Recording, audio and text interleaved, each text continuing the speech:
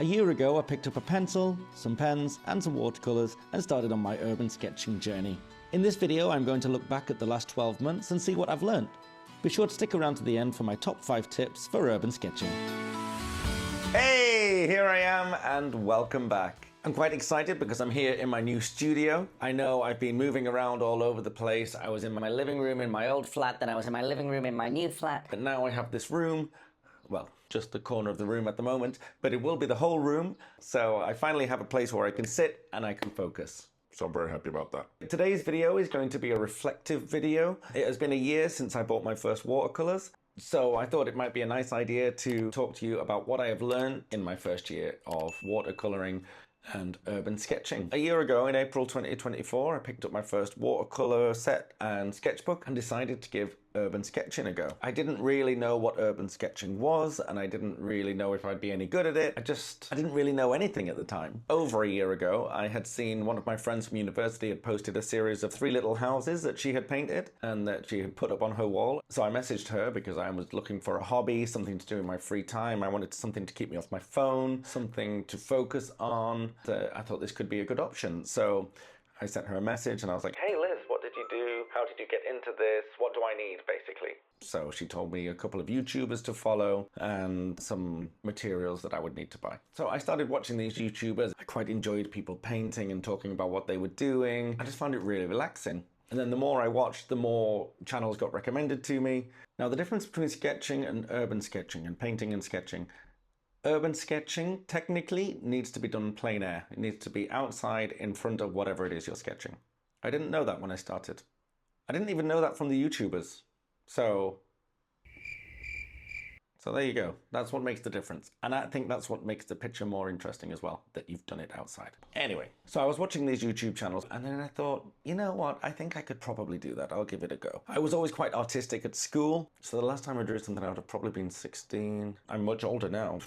So it's been about 25 years since I last even held a pencil to draw. But I decided I'm going to give it a go. The first thing I did was I bought a watercolor set. This was the one I bought. It was a Winsor & Newton set. I just got it off Amazon. It's got a little hook on there. It had 16 colors in it. Some of them have been moved out into different palettes now, but this is how the palette came. It came with a little brush, the pencil, and it came with a putty rubber. And it came with the putty rubber as well, so that was really cool. So I bought that, and I bought a sketchbook. The sketchbook I bought was this. It was the cheapest one on Amazon. It was about €5 for 20 pages of £140 watercolor paper. I'm going to get into that in a minute. I recommend a mechanical pencil because you're not always having to sharpen it. Just make sure you have refills. I got these Unipen fine liners. It can be any kind of fine liner as long as it is waterproof. Oh, and a gel pen. Also, I bought this set of paintbrushes, also from Amazon. This is Artify. It's a pack of 15, but I think I've used 4 of these brushes. This is my go-to, which is around 10. This is around 8. The majority, 10 of these I've never even used, so it's not necessary to buy loads and loads of brushes. Just get a couple of brushes and that'll do. And these are all synthetic as well, nothing expensive. I did buy one expensive one, which is back there, but I hardly even use it. And I hardly even use these now, but I'll get more into that later as well. When everything arrived, I couldn't wait to get started. And the first thing I sketched was this little barn that I sketched from a photo that I had. I've written it's in Dentdale, but I actually don't think it is. It's somewhere near Lancaster, which is where I grew up. I felt really encouraged when I did this first sketch because I thought it showed potential. I actually still think that's very good for a first sketch. Because I didn't follow a tutorial for this because it was my own picture. But I did try to incorporate the tips that I had learned from watching the YouTube videos. Some people hate this paper. I don't really hate it, but I don't use it anymore because it doesn't really hold that much watercolor for me. I don't know if you can see here, it started to kind of go a bit fuzzy and started pilling when it got too wet. This is my first time watercolor first and then sketching on top, which I think is kind of cute. Again, I felt very encouraged by it, but looking back at it now, I wouldn't do it the same way. Anyway, so I want to compare my first to my latest. I'm actually recording this in May. I'm a month behind, really. So to compare, one is from the 12th of April, 2024, which is the Dentdale. And then my latest one was the 29th of April, 2025, which is the Cascadas del Cabezo in Zaragoza when I was there a couple of weeks ago. And I think they look quite different. I look more confident in the Cascadas one. But then when I got round to doing my first plein air sketch, it was this one. This is the first time I sat outside and painted something. Let's compare that to the Basilica in Zaragoza that I did on the 28th. So one was the 16th of April 2024 and the other one was 28th of April 2025. And there is the difference in those two sketches. I think I would like to talk about which is my favorite sketch I have done in the last year. I did a couple of tutorials, tried a couple of different things. These were both from tutorials. I've got doors slamming everywhere because it's windy. This cat's eye was a tutorial, but then this was my friend's cat. Oh my goodness, everything is slamming. Oh, gosh. Everything just slammed. This was a tutorial I did online of a cat's eye, which I quite like. This is my friend's cat, Dolores. This was another tutorial. I should maybe do more things like that. I've had a go at sketching people. My problem is I have to kind of trace the outline and then I add the details because I'm not very good at drawing people. But that is something that I have tried to work on this year. Kind of jumping around all over the place here. I'm sorry about that. In this little book that I got from Temu, I've tried to sketch some people. It's my friend Igor. These were two people in a bar. And then there's a couple of other people. Sometimes I like to take this with me because it just fits so nicely in my pocket or a bum bag or something. And I'm going to try and keep this as a little people study to see if I can improve on that. I really like this, but this took me a very long time. But I really love the spoon. The spoon really stands out to me. And I like the texture that I've managed to get here on the teapot. If we're talking about urban sketching, which would be my favorite? I did enjoy these that I did at the start of the year. This was in Venice. This was the Sagrada Familia. And then the Basilica, the Basilica that I've just shown you, I've really liked as well. And a couple that I did in Rome recently. Really, I'm in love with this one. Love this, the ice cream truck. I think I like it because I put people in it. It looks a little bit cartoony, but I did that plein air as well. That was on the, that was almost exactly a year after I started sketching. So that was the 13th of April. My Colosseum, that was on the 12th of April. That was a year to the day that I started sketching. That's good. I like that I was sketching exactly a year to the day later. That was really good. I also like the busker. I'm going to try and do more people. I had to do that really quickly and I sketched immediately in pen. Anyway, I'm rambling. I want to talk about what materials I use now compared to what supplies I used at the start. So I no longer buy these Canson books. I bought a couple of them and they're not my favorite. I think they're great if you're just starting out. But what I don't like this. Maybe it's silly and maybe it's just an aesthetic thing, but I don't like sketching with this in public. I think it's a bit, I don't know. I feel less artistic with it for some reason. But what is good is you can tear these pages out. You see they've got the perforated edge, so you can rip it out and do whatever you want with it, really. If you wanted to put it in a frame, for example. But if I'm going to do something for a gift, I'm not going to use this. I'm going to use some good quality paper. So for my urban sketching, at the moment, I'm using Hahnemuller. This was a Hahnemuller book. It was A5, and it's I don't know if it's portrait or landscape. I don't know which way it's supposed to be. But now I'm using a much smaller book because it's much easier to take around. It keeps my sketches quicker. I have a couple of other ones that I haven't yet used. This one I'm really looking forward to using because it's an accordion sketchbook. I also have, and I think this is so cute, the same thing but super tiny. Look how little that is. And it's whoop. What else has changed? I don't use these paintbrushes when I'm urban sketching. I only use these if I'm sat here in the studio. Now when I'm urban sketching, I use these water brushes. So you put water in the handle and then you can just squeeze it here and you get the water flowing. That means you don't need to take a pot or a glass with you to do your urban sketching because you have it all in the handle. But I do also take a spray bottle. Just helps you activate the paints so you can pick them up better. And also if you need to add a bit more into the mix, I think it's easier to spray a bit of this on than to use this. I don't often use the fine liner pens anymore. I prefer using a fountain pen, which I have two of. One is just a Lamy fountain pen, so a regular kind of fountain pen. This one has a bent nib, which is what I used here. So you can see the difference between... That's a self-portrait that I tried to do, by the way. Does it look like me? The nose is a bit small. This is using the regular fountain pen, and this is using the bent nib fountain pen. So you can see it gives a different vibe.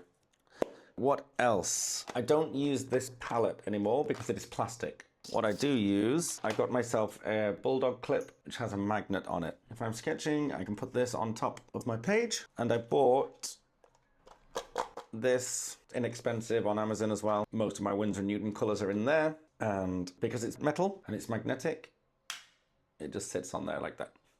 And that brings me on to the paints. These are the Winsor & Newton paints, which are great. But I did want to try a different brand, so I bought some Daniel Smith. I've got those in my little homemade palette here, which is even smaller. There's a video of me transforming my granddad's tobacco tin into a paint palette. But again, it's magnetic.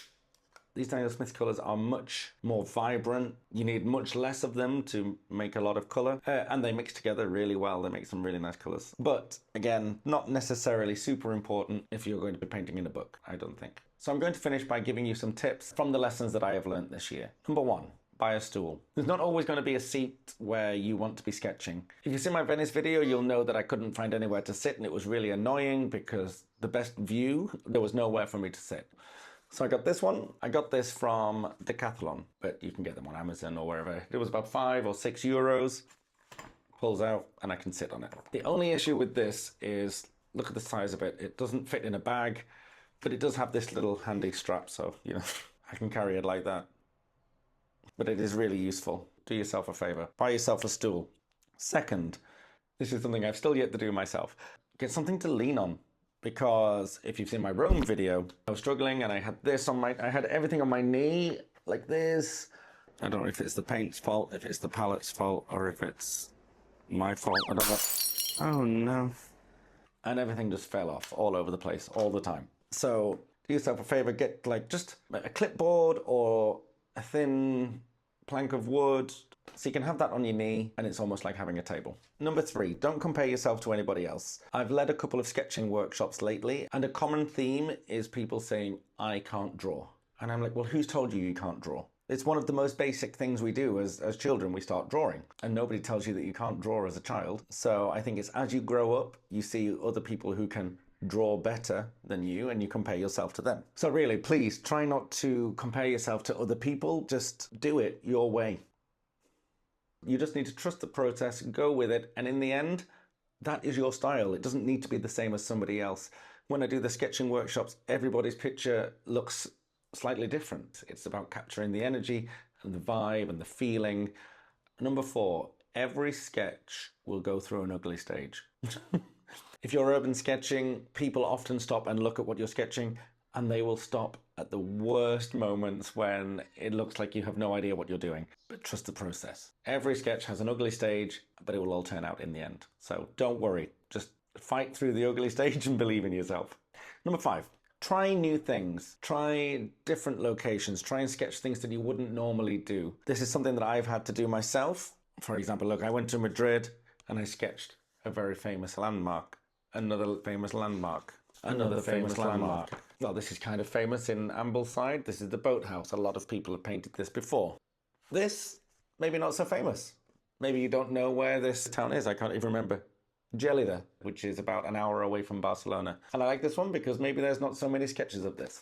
But then again, I went to Rome and I sketched the basic things. There's the Roman baths.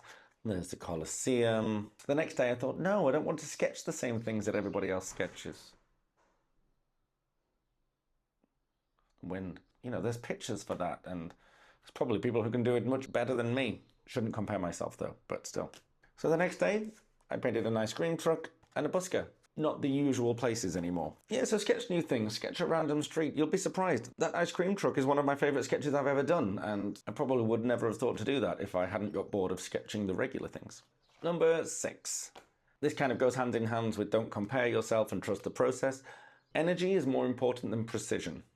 I think this is why I don't like exact, like architectural drawings, because they don't have any energy. There's no life to them.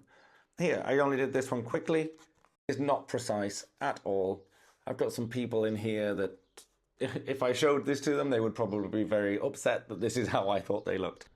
But it's got some energy to it, but it's not precise. And I think it looks so much more interesting than if that was an exact drawing. If the perspective is off, if everything is a little wonky, a bit higgledy-piggledy, so much more interesting than if it was exact. Just trust yourself and let yourself be not perfect, and it'll make a much more interesting sketch, in my opinion, eh? So that's it for today's video. I hope it's been interesting. I hope you found something useful that you can take away from this video, whether you're a beginner or an experienced urban sketcher, or you want to try it for the first time. I encourage you just to go for it. I would love to know your thoughts, if there's any tips that you're going to try, or if there's any tips you want to share for other people, leave them in the comments below. Give me a subscribe so you can continue to follow my journey. I'll probably do one of these videos again next year with a bunch more tips, probably. So thank you for watching, and I'll see you next week. Bye.